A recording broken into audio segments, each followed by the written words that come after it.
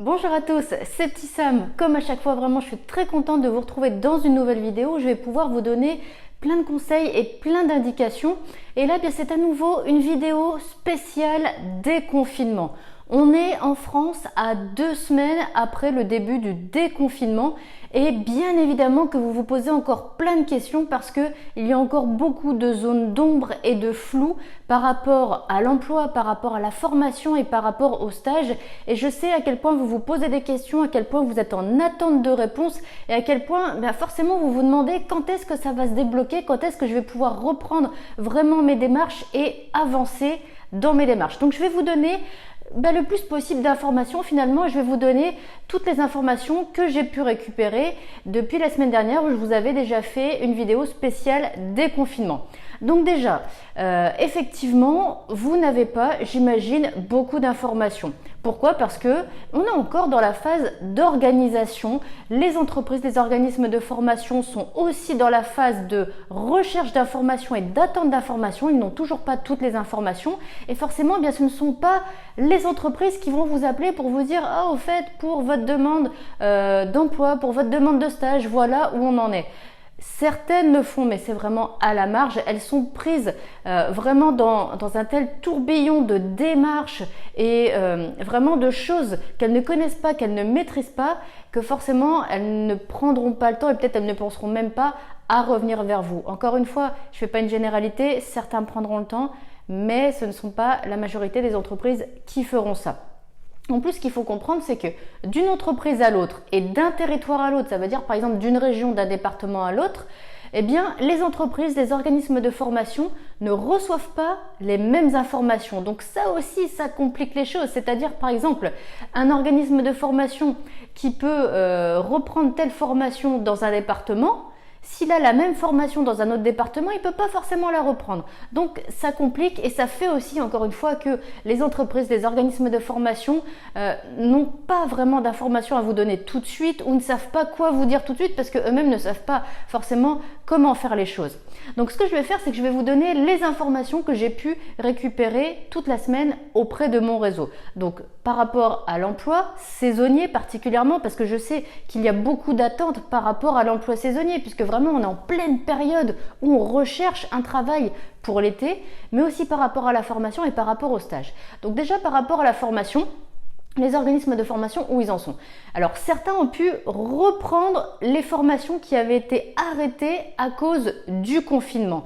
Mais il y a encore beaucoup d'organismes de formation qui sont dans l'organisation. L'organisation, c'est quoi? Eh bien, c'est faire en sorte de pouvoir accueillir des stagiaires qui soient à distance d'1 mètre, 1,50 m, donc avoir des salles assez grandes. C'est faire en sorte qu'ils aient des masques, c'est faire en sorte qu'ils aient du gel hydroalcoolique, c'est faire en sorte qu'il n'y ait pas de point de regroupement. Parce que par exemple, quand vous êtes en formation à la pause, le midi, quand vous allez manger, eh bien, vous vous retrouvez ensemble. Et ça, les organismes de formation ne peuvent pas faire en sorte que ce soit comme ça. Elles doivent absolument l'éviter. Donc ça engage beaucoup de nouvelles modalités d'accueil et d'organisation et ça doit se réfléchir avant de pouvoir vous accueillir à nouveau dans les organismes de formation. Il y a des organismes de formation par exemple qui ont des locaux, d'autres qui louent des salles et certaines de ces salles ne sont pas rouvertes. Par exemple, il y a des organismes qui louent des salles de séminaires, de réunions, de conférences dans les grands hôtels. Les hôtels, ils ne sont pas ouverts. Donc forcément, ces organismes ne peuvent pas vous accueillir à nouveau en formation.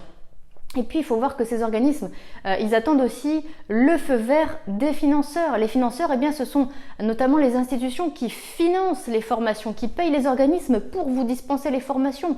Et ils n'ont pas forcément le feu vert de ces financeurs. Ou alors, les financeurs, ils sont vraiment en attente de protocoles et de règles très strictes qu'il faut pouvoir justifier, qu'il faut pouvoir prouver. Il faut pouvoir prouver leur mise en œuvre avant d'avoir justement leur feu vert pour réaccueillir des stagiaires en formation. Donc tout ça fait que certaines formations, même beaucoup de formations, n'ont pas encore pu reprendre, mais il faut se dire que c'est en cours. Les organismes de formation s'activent énormément pour pouvoir réouvrir leurs portes et réaccueillir leurs stagiaires comme c'était le cas avant le confinement, mais bien sûr avec des mesures bien particulières. Certains aussi vont reprendre à distance. Ils vont accueillir par exemple une partie de leurs stagiaires en présentiel, physiquement ça veut dire, et une partie à distance. Certains vont faire le choix aussi d'accueillir tout le monde à distance, mais là encore, ça doit s'organiser. Il faut que chacun ait l'équipement, il faut que chacun ait le matériel, il faut que chacun sache faire, donc beaucoup d'organisation. Pour ce qui est des stages, eh bien, pour que vous puissiez faire un stage, il faut notamment que les organismes de formation aient réouvert si c'est un stage dans le cadre d'une formation. Si c'est un stage dans le cadre d'un parcours scolaire, il faut que votre établissement scolaire ait réouvert pour pouvoir vous encadrer pendant le stage, pour avoir votre tuteur de stage qui va aller faire le lien avec l'entreprise et pour avoir une convention de stage. Si c'est une convention de stage, si c'est un stage avec Pôle emploi, c'est un petit peu différent puisque là c'est Pôle emploi qui va gérer, mais ce sera vraiment au cas par cas. Et puis, il faut se dire que avant de penser au stage, les entreprises, elles pensent déjà emploi. Il faut que leur activité, elle reprenne. Il faut qu'ils repensent leur processus de recrutement, où ils en sont. Est-ce qu'ils peuvent reprendre les recrutements? Est-ce qu'il faut encore les différer de quelques jours ou de quelques semaines? Et j'avoue que c'est un peu la priorité par rapport au stage. L'emploi a la priorité par rapport au stage. Encore une fois, je ne fais pas une généralité. Il y a des entreprises qui ont déjà recommencé à accueillir des stagiaires, mais de manière générale, ce n'est pas la priorité des entreprises. Et puis, il faut bien se dire une chose, c'est pour que vous puissiez aller en entreprise dans de bonnes conditions, faire un stage dans de bonnes conditions, il vous faut un tuteur de stage en entreprise. Ça veut dire une personne de l'entreprise qui va vous accompagner, qui va vous guider, qui va répondre à vos questions, qui va vous montrer le métier, qui va vous apprendre des choses pour que vous puissiez faire ensuite à votre tour et que vous avanciez aussi dans votre parcours et que vous gagnez en compétences. Mais il faut bien se dire que tous les salariés n'ont pas repris dans les entreprises. Certains, même beaucoup, sont encore en télétravail. Certains n'ont pas repris parce qu'ils sont chez eux, parce qu'ils sont malades, parce qu'ils ont un proche malade ou parce que leurs enfants ne sont pas retournés à l'école et qu'il faut les garder. Donc tout ça fait aussi qu'on ne peut pas vous accueillir en stage tout de suite et en tous les cas pas dans de bonnes conditions. Donc faire un stage pour que ce soit dans de mauvaises conditions, non, c'est vraiment pas bien. Il faut que vous puissiez vraiment profiter de ce stage et pas juste faire un stage pour faire un stage. Il faut que vous appreniez et que vous soyez bien encadré, bien entouré et surtout en sécurité. Donc c'est pour ça aussi qu'il faut se laisser encore un peu de temps pour pouvoir le faire dans de bonnes conditions.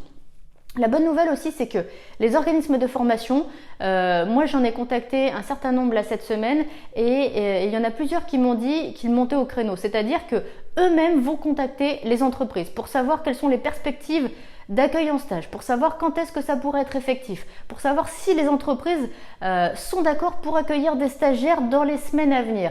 Donc ça veut dire que généralement c'est vous qui devez chercher votre stage. Là les organismes de formation commencent à préparer le terrain, à faire un peu le boulot pour vous faciliter les choses et surtout pour s'assurer que vous ayez un stage dans le cadre de votre formation. Les écoles, très franchement, je ne sais pas, je ne les ai pas contactées, mais j'imagine qu'il y en a aussi un certain nombre qui commencent à prendre des infos, à vérifier ce qui sera possible ou pas de faire, parce que aussi la qualité du cursus qu'elles vous proposent en dépend. Donc il faut que les organismes et que les écoles aient ces informations. C'est pour ça qu'ils commencent à prendre le téléphone et à monter au créneau, comme je vous le disais. Maintenant, du côté de l'emploi saisonnier. Alors c'est vrai, on est en pleine période, on est fin mai, on arrive à début juin. C'est vraiment la période où on cherche habituellement un travail pour l'été, juillet, août et même au-delà. Sauf que les secteurs dans lesquels il y a du travail saisonnier, ce sont les secteurs les plus impactés par la crise. L'hôtellerie, la restauration, le tourisme, tous ces secteurs, globalement, n'ont pas repris leur activité. Donc, à ce jour, c'est absolument impossible pour eux de vous répondre sur l'emploi saisonnier. Pourquoi? Parce que ces secteurs, ils sont suspendus vraiment aux annonces du gouvernement. Ils sont en attente des annonces du gouvernement. Alors en France, les prochaines annonces qui sont très attendues, elles sont prévues début juin. Donc ça veut dire que c'est début juin que vraiment tous les professionnels du tourisme, et quand je dis tourisme, j'entends bien sûr tout ce qui est voyage, mais aussi l'hôtellerie, la restauration, qui accueillent énormément de touristes, c'est à ce moment-là que toutes ces entreprises vont savoir si elles pourront vraiment réouvrir début juin et dans quelles mesures elles pourront réouvrir, avec quelles modalités elles pourront réouvrir. Est-ce qu'elles pourront réouvrir pour seulement accueillir très peu de public? Est-ce qu'elles pourront accueillir beaucoup de public avec d'autres modalités? Elles ne savent pas. Donc, elles ne peuvent pas vous répondre tout de suite sur est-ce qu'elles peuvent recruter, puisqu'elles ne savent pas si elles auront besoin de recruter en fonction de l'activité qu'elles vont avoir ou pas. Et aussi à quelle date elles vont pouvoir redémarrer leur activité. On commence à entendre parler de réouverture des frontières au 1er juin, des structures de voyage aussi au 1er juillet, pardon. Mais tout ça, c'est vraiment encore très ponctuel, c'est-à-dire qu'on a très peu d'informations encore et clairement, tant que le gouvernement ne s'est pas prononcé, les entreprises, elles ne peuvent pas savoir comment elles vont pouvoir redémarrer leur activité. C'est seulement quand elles sauront comment elles peuvent redémarrer leur activité qu'elles pourront se prononcer sur leur recrutement et sur leurs besoins en recrutement forcément. Il y a aussi l'animation qui fait partie vraiment des grandes demandes d'emploi saisonniers. Et c'est normal puisqu'il y a les centres de loisirs, il y a les colonies de vacances, il y a encore une fois tout ce qui est voyage. Mais là encore, c'est un secteur qui est très impacté par la crise sanitaire. Pourquoi? Parce que l'animation, ça veut dire beaucoup de monde regroupé au même endroit avec beaucoup de contacts. C'est juste impossible actuellement de l'organiser de cette manière-là. Donc là encore, les structures attendent de savoir comment elles vont pouvoir réouvrir et réaccueillir du public. Mais il y a déjà des structures qui commencent à se prononcer. Par exemple, il y a des mairies qui commencent à dire on ne pourra pas organiser les centres de loisirs comme d'habitude, on va organiser des activités d'animation dans des modalités différentes, mais on ne pourra pas recruter comme on le fait les années précédentes. Donc vraiment, pour avoir les informations précises à votre ville ou aux villes qui sont autour de vous, allez voir sur les sites des mairies qui commencent déjà à donner des informations. Mais là encore, moi je vous invite aussi à attendre les annonces du gouvernement parce que c'est vraiment là que tout le monde va savoir en gros à quelle sauce il va être mangé, tout le monde va savoir comment on va pouvoir reprendre l'activité. Et c'est une fois que les entreprises auront ces informations-là qu'elles pourront vraiment s'organiser et mettre des choses en place, rouvrir, réengager les procédures de recrutement, savoir de combien de personnel elles auront besoin et recruter en conséquence. Là encore, il y a une bonne nouvelle, c'est que Pôle emploi aussi monte au créneau. C'est-à-dire que Pôle emploi n'attend pas les annonces du gouvernement pour savoir où en sont les entreprises. Pôle emploi, pendant toute la période de confinement et encore maintenant, prend des contacts avec les entreprises pour vraiment recenser leurs besoins actuels et vraiment dans le temps en recrutement. Savoir s'ils ont besoin tout de suite de recruter, ok, ils lancent des offres d'emploi. Ou savoir si leurs besoins en recrutement vont reprendre peut-être à partir du 2 juin en attendant les annonces du gouvernement. Là encore, les offres d'emploi vont se préparer et le but c'est qu'elles sortent immédiatement dès que c'est possible pour ne plus perdre du temps. Parce qu'effectivement, ça n'a pas été possible pendant le confinement forcément de recruter, mais l'objectif c'est vraiment de diffuser les offres d'emploi avec une grande réactivité et au plus proche des besoins des entreprises et aussi d'engager les mesures sanitaires liées à ces processus de recrutement et de faire le lien aussi avec les entreprises pour ça. Donc là encore, Pôle emploi fait le boulot. Essaye de savoir où en sont les entreprises, de quels sont leurs besoins finalement pour pouvoir être le plus réactif possible. Donc c'est quand même une bonne nouvelle, ça veut dire que les choses se mettent en place et encore une fois, même si vous ne les voyez pas, et c'est normal que vous ne les voyez pas, il y a des choses vraiment qui se passent en coulisses pour essayer de relancer l'activité le plus vite possible et dans les meilleures conditions possible. Voilà pour les informations que j'ai pu recueillir toute la semaine. Bien sûr, il va y en avoir d'autres dans les prochains jours et surtout, encore une fois, quand il y aura les annonces du gouvernement. Donc, je vous referai des vidéos au fil de l'eau quand j'aurai de nouvelles informations à vous communiquer et aussi pour vous expliquer l'état de la situation parce que c'est pas forcément évident à comprendre quand on n'est pas dans le secteur de l'emploi, de la formation. Et puis si vous voulez d'autres informations, eh bien j'ai mis des nouveaux articles sur mon site internet sefairrecruter.fr. Donc n'hésitez pas à aller faire un tour, à regarder les informations, je suis sûre qu'il y en a qui pourront vous intéresser. D'ici là, moi je vous dis bon courage et à très bientôt dans une prochaine vidéo.